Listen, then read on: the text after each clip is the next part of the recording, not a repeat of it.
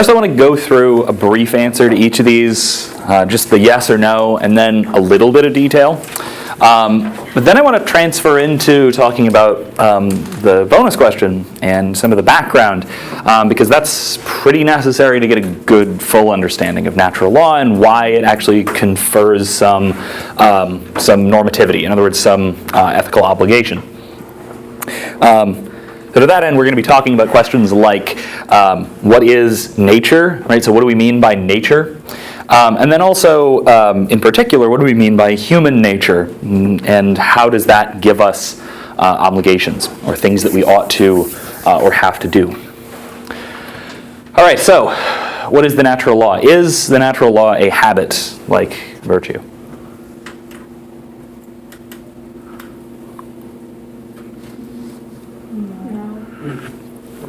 Correct, it is not. The natural law is not a habit, strictly speaking. Now, if you answered that yes, but, or something like that, if you explained it, that can be fine, because Aquinas does talk about a sense in which it's like a habit, in that it is something that is held by reason that inclines someone to acting in a certain way. The difference is that it is not the kind of thing that one develops, or the kind of thing that you can have or not have, like a habit is. The natural law is just something that is there. It's an objective standard, let's say an ordering direction, something that we are automatically, naturally ordered towards. And it's not something that we can acquire or lose. It's just there. So it's not quite like a habit in that sense. All right. What are the precepts of the natural law? In particular, how many are there?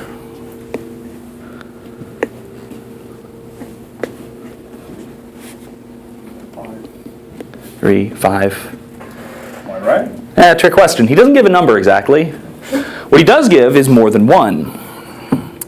The reason for this is that the precepts of the natural law are derived particularly from human nature and the various aspects of human nature. So anything talking about where we get the precepts of the natural law, that they come from parts of human nature, anything like that is good for the answer to the quiz, right? What's important to draw out from this is to point out that it is not simply one principle. Right. So he analogizes this to the principles of demonstration, in other words, the logical first principles, which we looked at the beginning of the class. We looked at a few of these. The two big ones. Does anyone remember the two first principles of logic?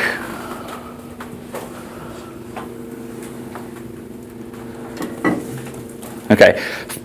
One is the law of non-contradiction. In other words, something cannot both be and not be in the same sense at the same time.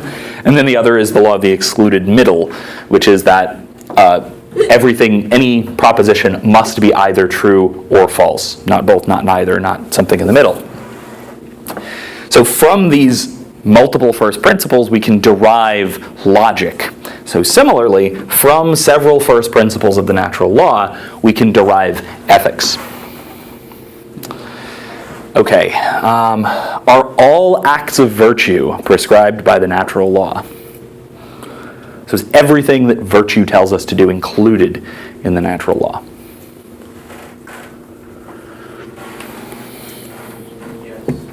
Correct. Yes, it is. Now that might seem like a lot, because we typically think of virtue as encompassing a lot of things. We talked about examples of kind of social relationships being important to virtue. What that means is that's a genuine part of natural law. That's a genuine part of ethics, right? To do the right thing in your particular social context, whether that is your position at your job, even like your position on a sports team, your relationships with your friends. Maintaining these relationships properly is part of ethics, according to natural law. But is the natural law the same in everyone? No? No, it is. Yeah. Yes, correct. Yes, it is. Now, Now this seems on the face of it to conflict with the previous, right? Because we're talking about social relationships, and that was a big thing we were talking about in virtue ethics. And that's one of the major differences that we're going to look at between virtue and natural law. Because virtue theory does depend really heavily on your position in society and your relationships with others, and that can fundamentally change the kinds of things that you ought to do. The natural law is talking about human beings as human beings. We're talking about what human beings ought to do based on human nature. Now, the applications of that may vary based on relationships with people, that kind of thing. But it's not going to vary to the same extent or in the same way as virtue. You're not going to have a fundamentally different obligation based on whether what friends you have or what have you. You're going to have certain kinds of obligations that are universally applicable, but they might apply to you concretely in a slightly different way. We'll get to that. All right, is it changeable? Can the natural law change? Correct. No, it cannot. The natural law is based in human nature, and human nature is, what human beings are. Human beings do not fundamentally change. The only thing that can change is our social context, and as we just said, that doesn't make much of a difference. It doesn't make a difference overall to the precepts of the natural law. The most difference it can make is in the application. Right? So, regardless of social circumstances, as long as we are still human, which we'll look at what that means in particular and what the relevant aspect of being human is, as long as we're still human, the natural law applies to us in the very same way. We would have to be something fundamentally different for the natural law to change. In other words, the natural law always applies the same way to the same kind of thing. So it's derived from the kind of things that we're talking about. All right, can it be abolished from the heart of man? In other words, another way of asking this, can someone be completely ignorant of the natural law?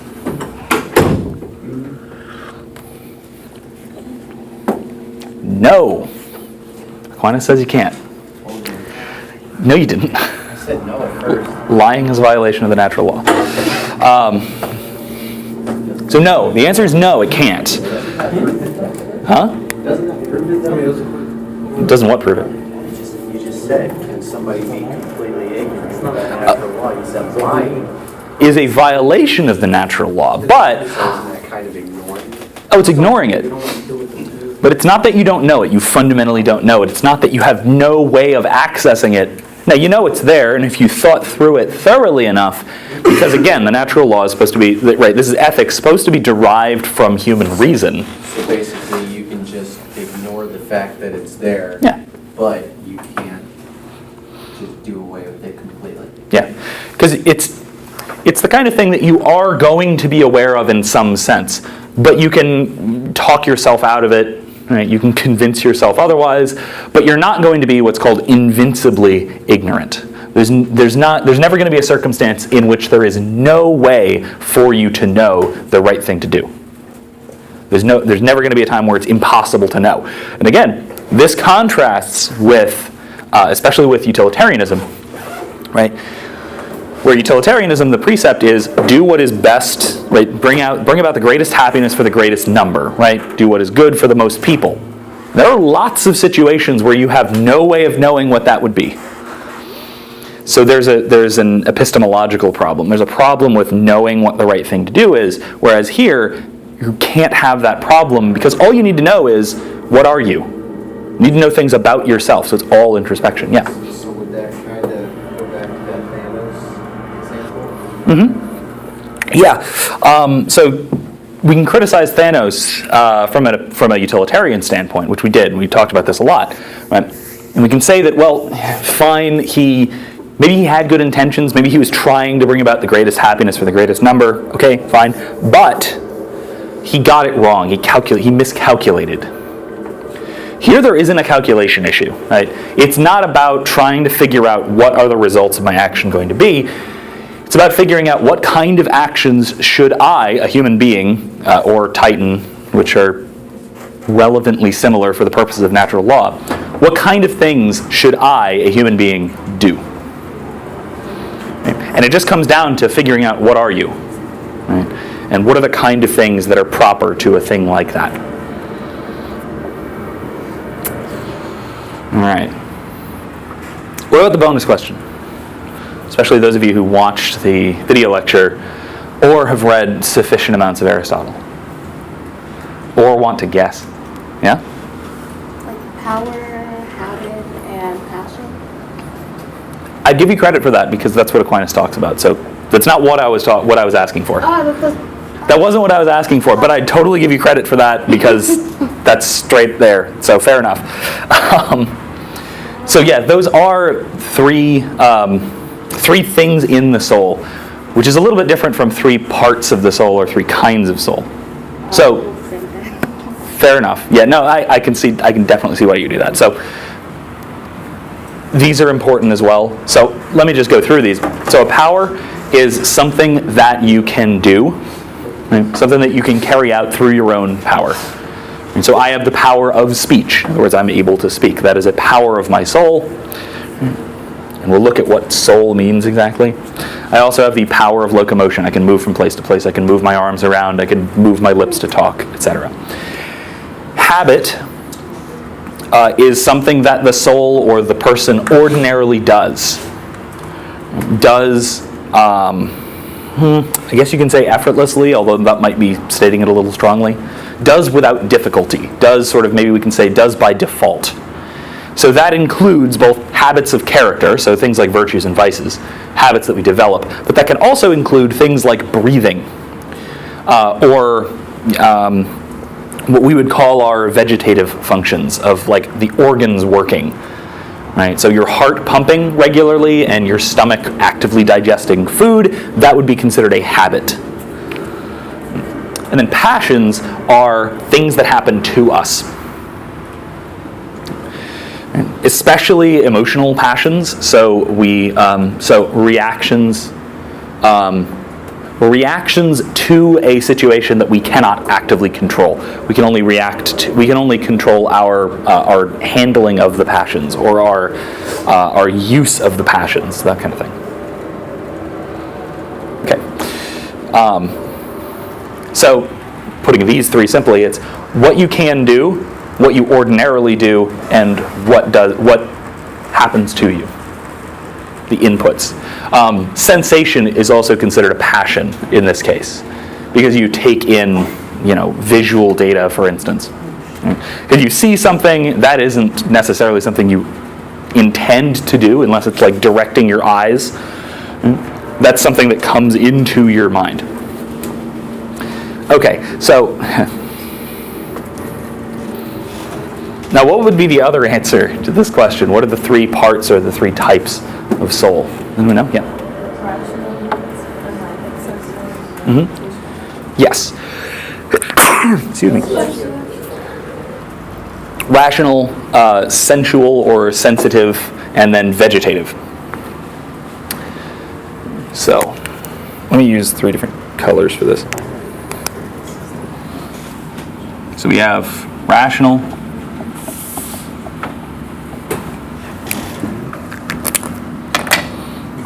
we have sensitive, or we can also call this animate.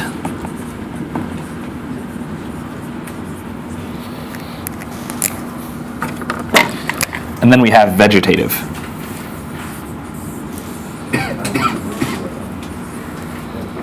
Okay. So, follow-up question. What kinds of things have souls, according to this model, this framework of understanding? Living things, such as? Animals, people, and plants. Animals, people, and plants. And vegetative, hence vegetable, where we get the term, right? Animal comes from animate, things that can move themselves. And rational is mostly distinctive to human beings. Now this comes to that little linguistic confusion that I'm probably going to have to mention. But for now, we'll stick with human beings. All right, so let's start from the bottom up. So we say that vegetative souls are possessed by plants.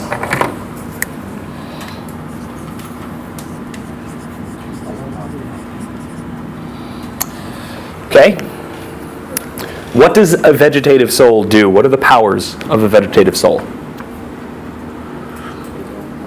In other words, what are the living functions of a plant? More than nothing. Otherwise, we wouldn't be talking about a plant. We'd be talking about something dead or a rock or something. Okay. Okay, so what is that? Photosynthesis.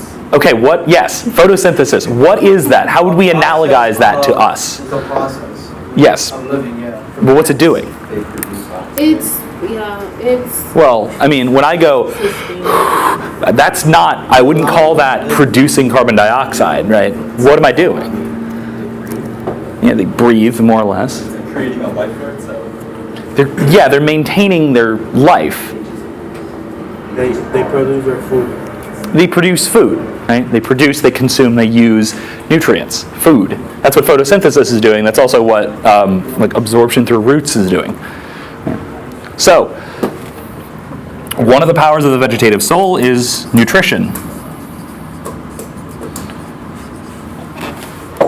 They take in, produce, and make use of nutrients in order to keep living. What else do plants do? reproduce. Yep, that's the other one. Reproduction.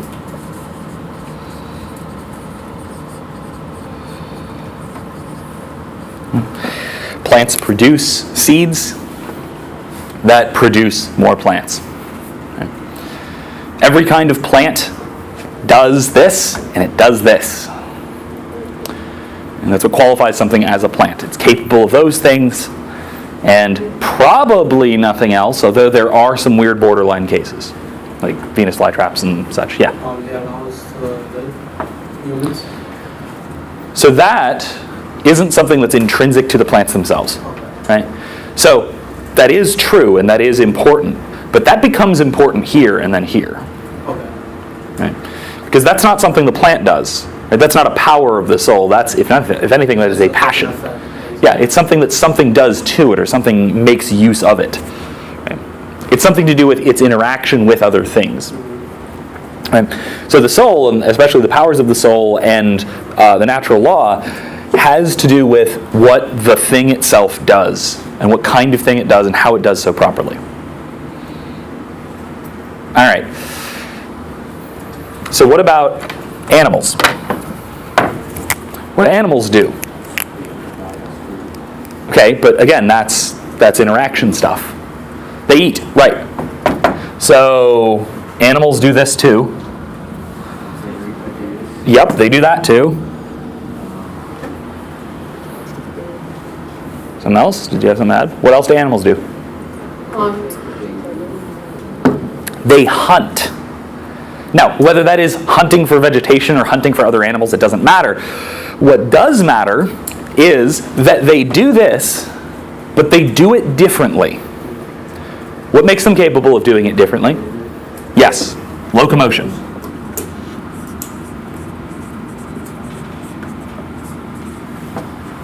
Moving themselves. That's the big one. What else? What else are animals relatively uniquely capable of doing? What do animals do that plants can't? Communicate with each other. What was that? Plants communicate. They have... Yes, they can. Not exactly. Plants communicate with each other. Trust me, I struggled in this class. I know everything. Explain. Explain how you I'm mean. taking it right now. No, explain. Well, if you've already taken it, explain roughly what you mean. This doesn't have to be precise, because you probably know something I don't here. They communicate with like scents and Okay. So they are, yeah, okay, so the plants are interdependent in certain ways.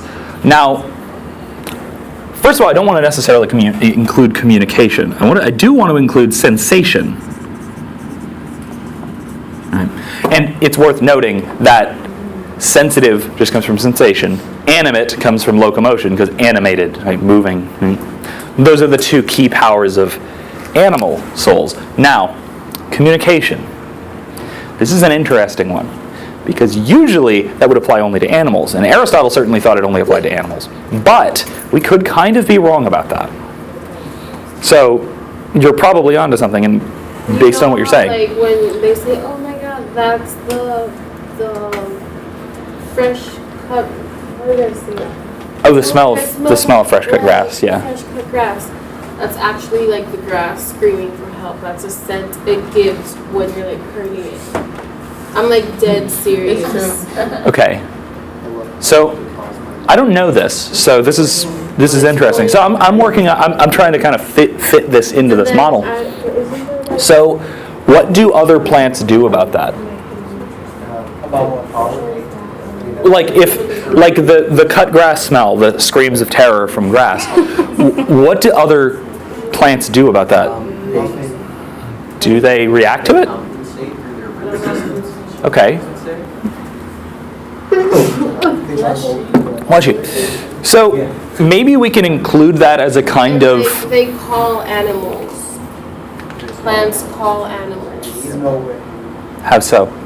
Okay, I will get wilder down here. No, that's fine. That's fine. They call What? animals like with the colors, the scents they produce. No, they did. Oh, okay. I see what you mean. Okay, I gotcha. So things like certain flowers give off certain aromas that attract certain animals that are helpful But pollinating and sometimes, that kind of like, thing. If the flower is like getting hurt by an animal that's not theirs, they'll like produce something like a different scent, so they like get away that animal and brings like the one that attacks the other animal. Okay, so this is something like a kind of, call it reproduction.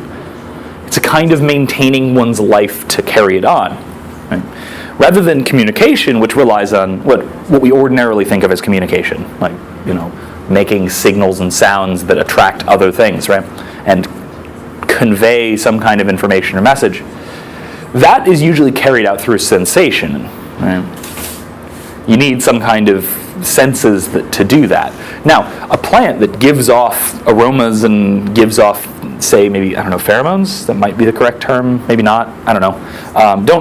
Don't fault me for terminology here. I'm far from a biologist. Most of you have taken more biology than I have. But that is, again, a kind of interaction with an animal, or interacting with another plant's nutritive processes, maybe? Something like that. Which is why I don't necessarily think we should include communication on any of these, strictly speaking.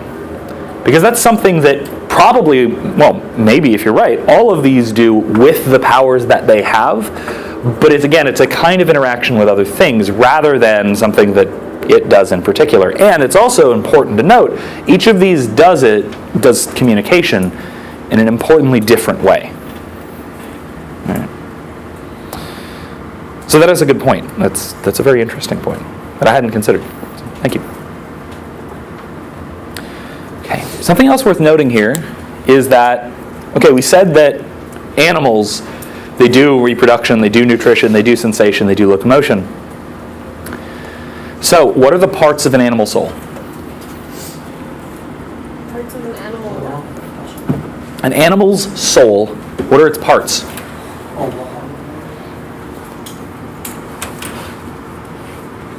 don't have passion. Kind of. They kind of have they have passions in the broad sense. Right?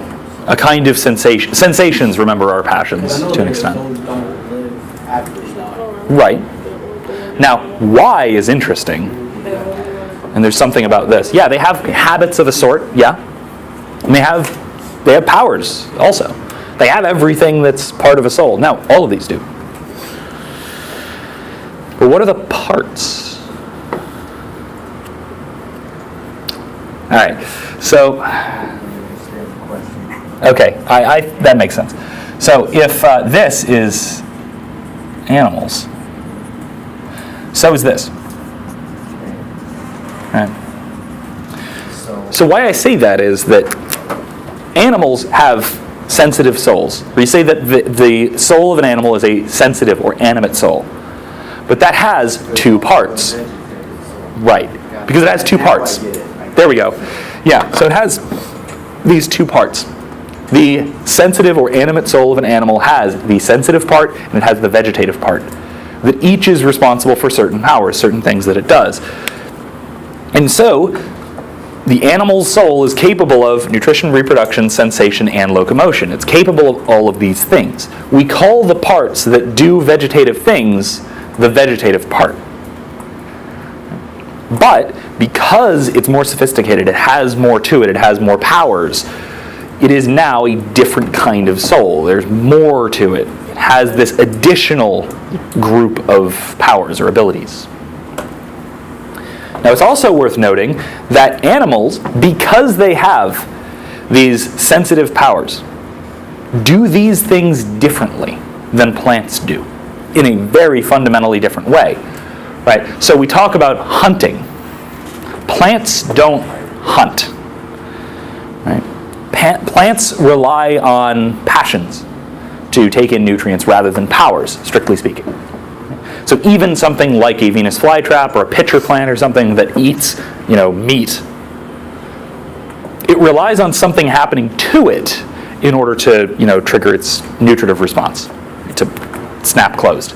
Right? So that moves a little bit into locomotion, maybe a little bit into sensation. So it's a weird borderline case, but it's still not the same as, say, a dog or a cat or a fish, or even an earthworm that moves from place to place to get to food and to take it in. Because in order to do that, in order for animals to hunt, whether that's hunting other animals or hunting plants, what they're doing is they're involving these powers in order to get this done. So it fundamentally transforms the animal's nutritive powers and the animal's reproductive powers. Because, plants reproduce in a fundamentally different way than animals. Animal reproductive processes involve moving around and taking in sensations and, in some cases, some form of communication. It involves a kind of interaction, it involves a kind of movement, that kind of thing. All right. So finally, we have the most sophisticated kind of soul, rational. That's us, human beings. What kind of things do we do?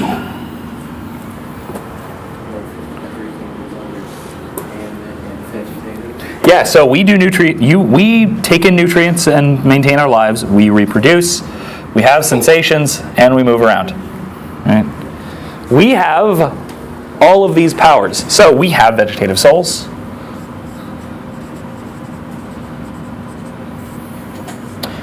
And we have sensitive souls. Or our souls have these parts.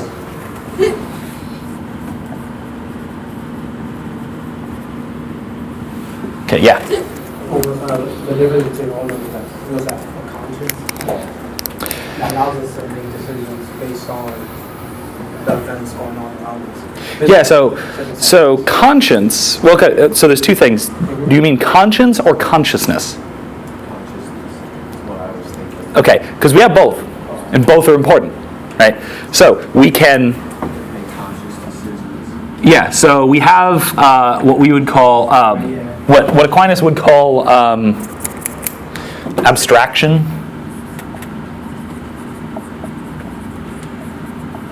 Or what we might call today self-reflection.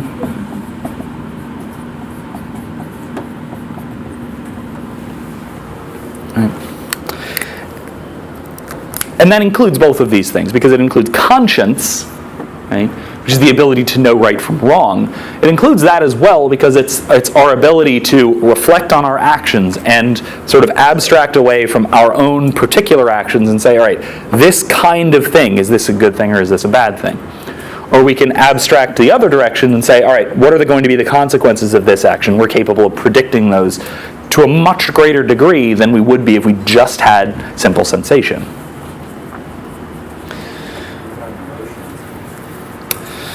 Depends what you mean. I guess animals can kind of feel that too. Depends what you mean by emotions. You can make emotional decisions. Yeah. Now, that would not be, we wouldn't call that something that's characteristic of rational animals, right? Characteristic of humans.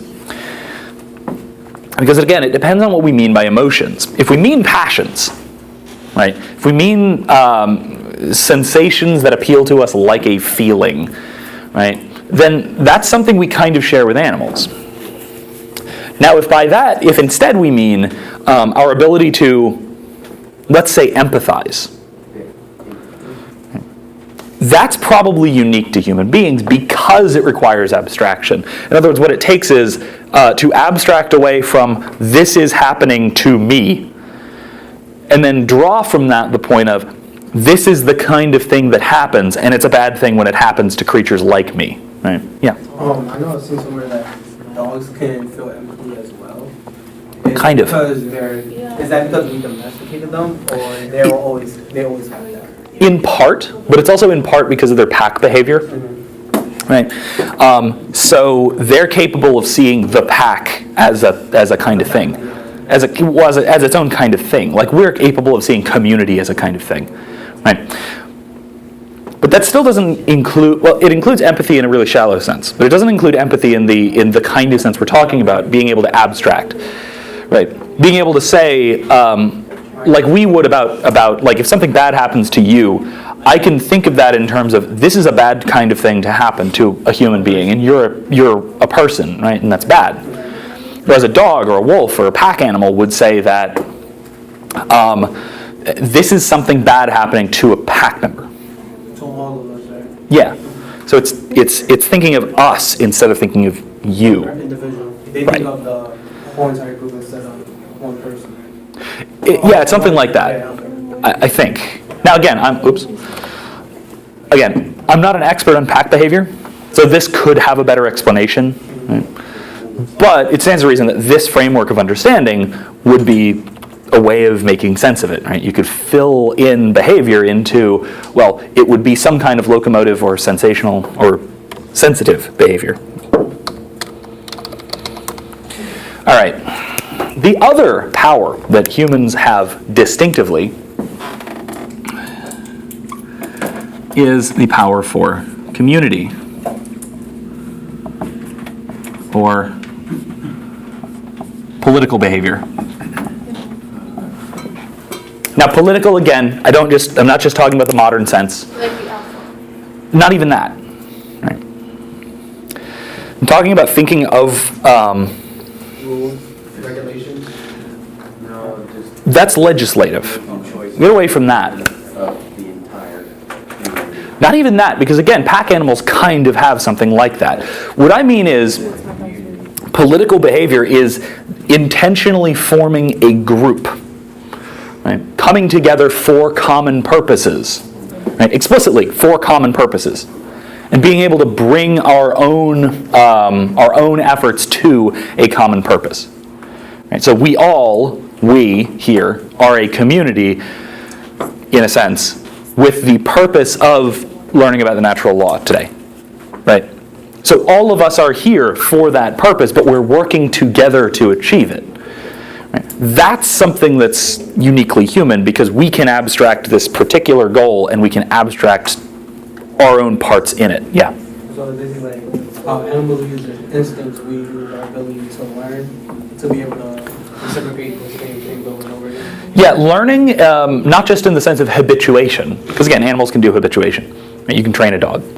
But in the sense of learning concepts, right? Learning and then applying ideas. Right?